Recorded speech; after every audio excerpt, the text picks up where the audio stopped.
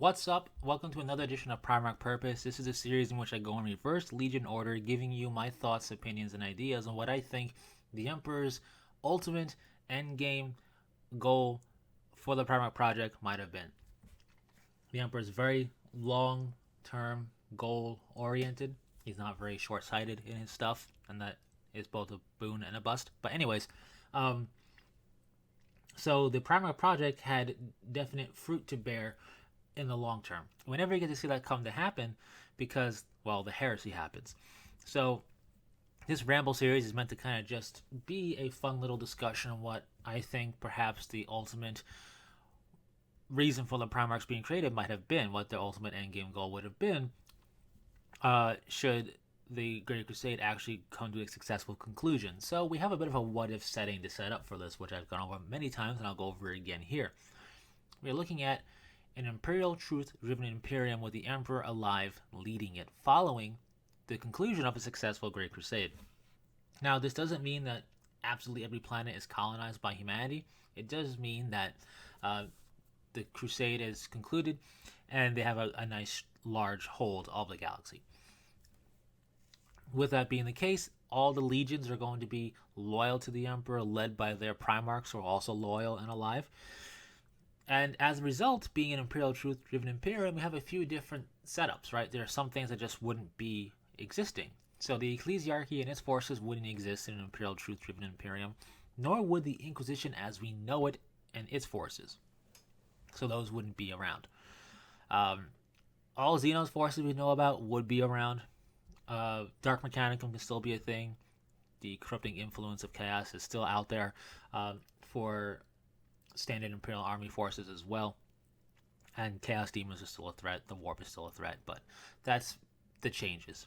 So it's in this setting that we are looking at the Primarchs. And this Primarch is the one that gave me biggest pause when I first thought about doing this series. This is the Primarch of the 8th Legion, Konrad Curze, aka the Night Haunter.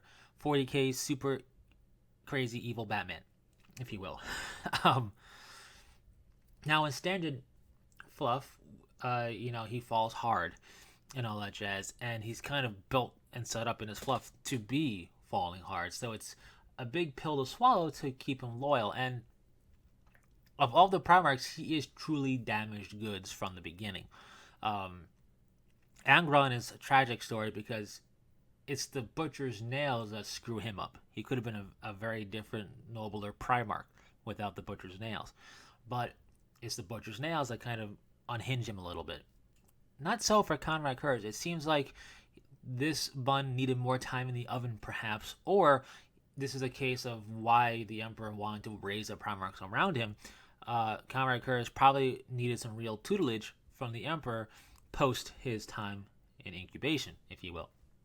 So, in order to just keep it short and simple with how I feel we can keep him loyal, I'm not going to get too deep into that because that's not the point of these rambles. The point is, what is his purpose? What would have been if he stayed loyal? Basically, his nightmares, visions, and craze-induced visions when he goes crazy sometimes, and when he attacked Rogaldorn that one time and all that. These visions come from the Warp, basically, is what we could say. Warp-induced visions, nightmares, fever dreams. Because I feel of all of his brothers, Konrad Curze has the highest sensitivity, if you will, to the Warp in this way. Sanguinus is also susceptible to this with some of his own visions he's had. But of all the Primarchs to have visions outside of Magnus being a sorcerer supreme, right, and therefore able to kind of conjure up at will things like this, aside from that, I would say for a non-actual Psyker Primarch, Konrad Curze probably has the highest sensitivity to the Warp. And being that the Warp is the big enemy of the Emperor and vice versa, and it has malicious intent, it would be forcing these nightmarish fever dreams on Konrad Curze in an attempt to fully unhinge and break him.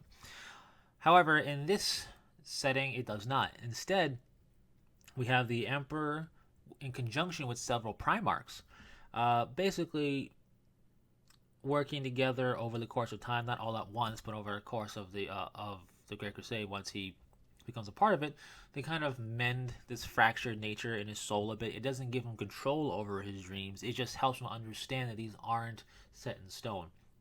Because what we're going to have happen is outside of the dreams he has and the visions he gets when he meets somebody of importance, instead of just the one terrible outcome, there's also fleeting half memories of other favorable outcomes. And it's just the warp forcing to the front the terrible outcomes. And as a result, instead of being fated for those things to happen, we're going to see Konrad Curze learning that these are just one possibilities of many. And in understanding these possibilities, they can work to go around them. And we have such key pivotal things happen as, well, the Horus heresy doesn't happen. So it's not that he's instrumental in stopping it himself, but that in conjunction with how all the other Primarchs are loyal still is going to go a long way, and that's how we get Konrad Curze into a post-Crusade loyal situation. So there's more to be said there. I'm not going to get into it here. But in doing so, he's going to develop a bond with Fulgrim.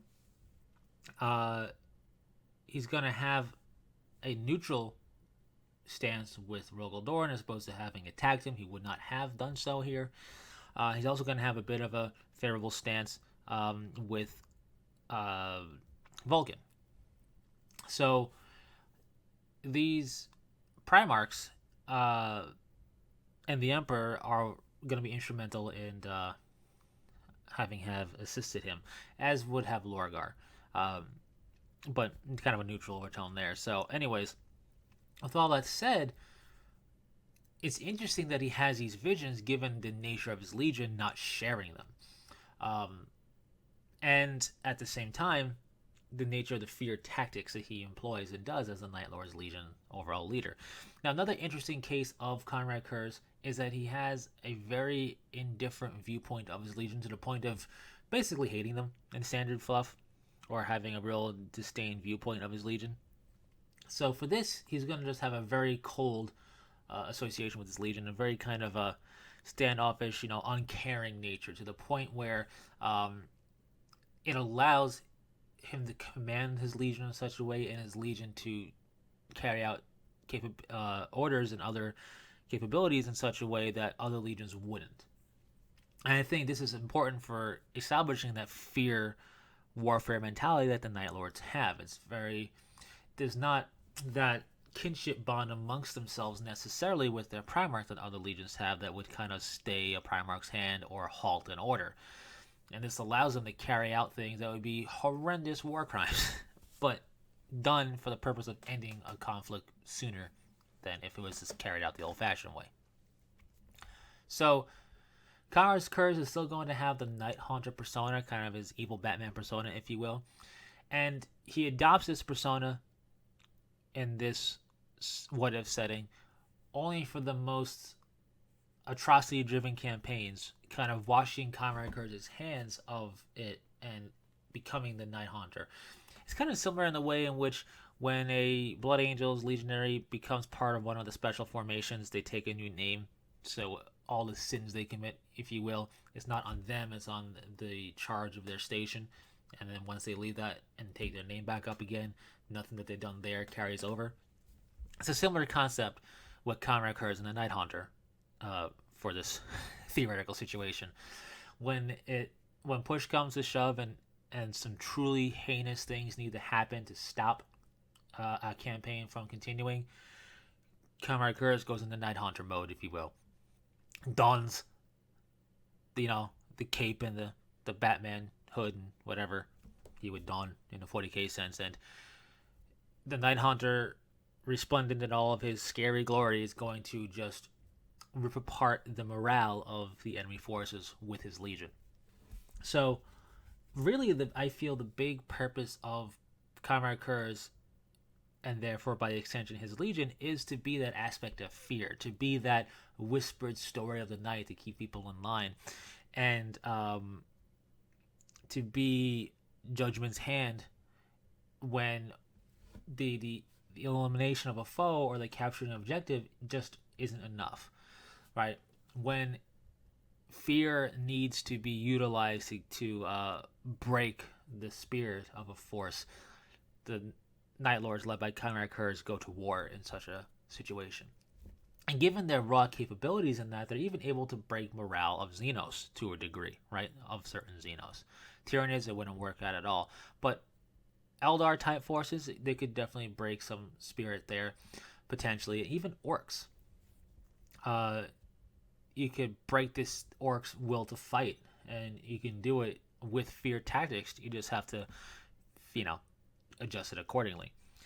And given his cold, detached nature of his viewpoint of his legion, he's able to issue forth orders and have things carried out, and therefore their commander is able to do the same thing to a degree, to allow these genocides and atrocities to happen and to infiltrate in deep and do what must be done.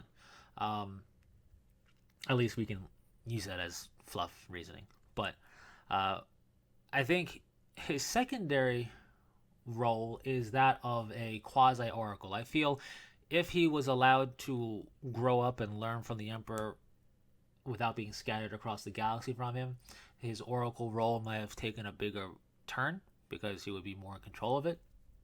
But it seems like whenever Konrad Curze has a vision of something terrible, it's a pretty tough fight. And he doesn't always participate in these battles, but when he does have these visions, he logs it in thrice-bound servitors and will discuss it with the appropriate Primarch, potentially, and definitely with the Emperor, and a course of action is decided. Sometimes that involves the Night Lords doing some pretty heinous acts to bring something to a close or keep it from happening. And Konrad Curze understands the need for these actions and is very good at it. So I feel at the end of the day, Konrad Curze, aka the Night Hunter, is your morale destroying specialist.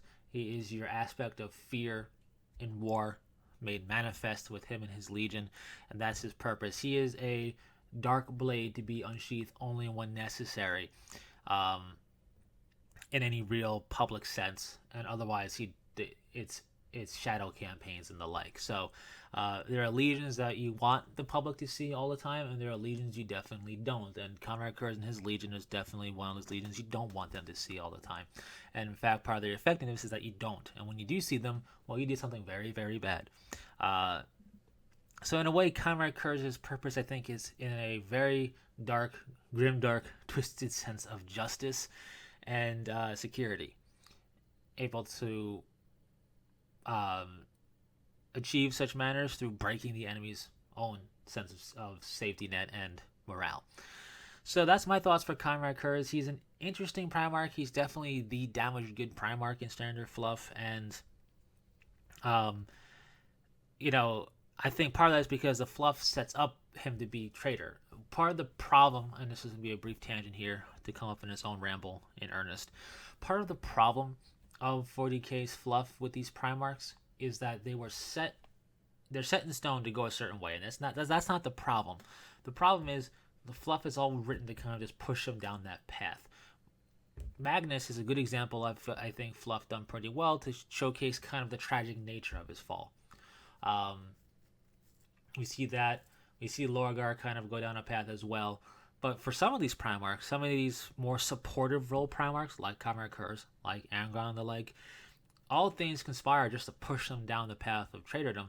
And especially in Konrad Curze's sense, it doesn't quite make sense. The Emperor is able to see, when he first meets Konrad Curze, his tormented nature of his soul, and actually puts that at ease when he first meets him, and then just, wanders off. It's definitely the Primarch that makes me wonder what were the two Lost Legion Primarchs doing to warrant their Edict of Obliteration, but yet Konrad Curze did not get such a thing. If Konrad Curze is okay, then what happened to the other two that are lost? Anyways, that's just my thoughts on Konrad Curze. Share your thoughts and opinions on him in the comments section below. He is probably the toughest one to make work in a Primarch purpose scenario, so I didn't want to focus too hard on that, just kind of focus on his purpose, which is pretty well straightforward. We know he is super crazy evil Batman of 40k, and that kind of works in the Imperial Truth-driven Imperium to really instill morale, destruction of the foe, and as a result, it also makes him and his Legion kind of resistant to those tactics, so they're also good to go up against stuff that would break morale.